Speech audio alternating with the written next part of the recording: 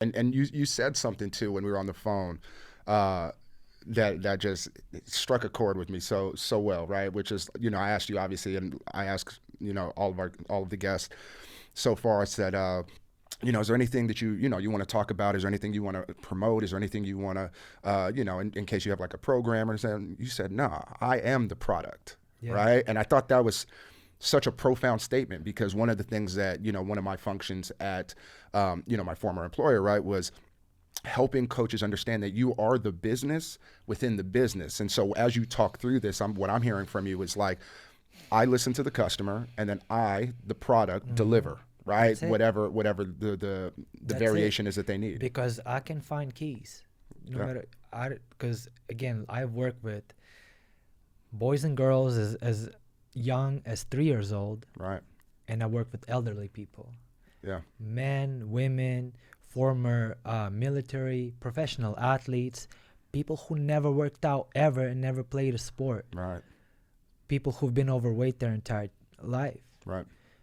I've worked with all of them, That's right. so I know how to find keys Yeah. to people, because number one reason why people don't achieve their fitness goals, you know what it is?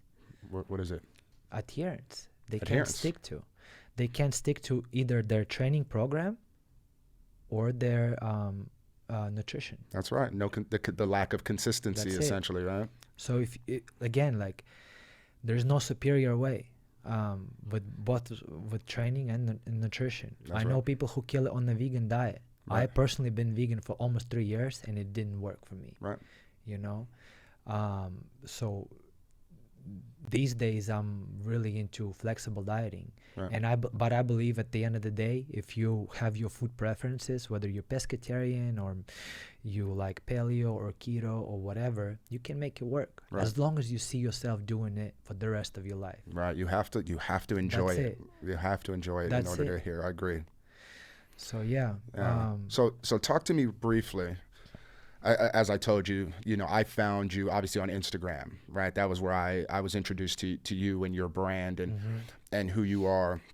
So, I don't know how many followers you had when you were, when I first started following you. I just, it's not something I ever really checked for, but I know Hmm. now for a fact you have a very strong following on your social media. I'm curious, because I'm sure there's coaches somewhere around the world who are trying to do the same thing, right? In terms of get their following up through using boxing or using Hmm. fitness. When did you, for you personally, notice that switch hit? Like, was there something you did, or was there something that you just happened to do by accident that Yeah. like sent you, kind of catapulted you into this following? And Yes. then beyond that, what has kept you there? Because you can get a lot of followers and then they can leave, right? So, but Yeah. you've managed to keep that following growing and going. Yeah. So take me through that a little bit. Yeah. So I blew up on social media in 2020. Right. That's when it was like peak time for TikTok, and it was just the time when Instagram introduced Instagram Reels. Mm.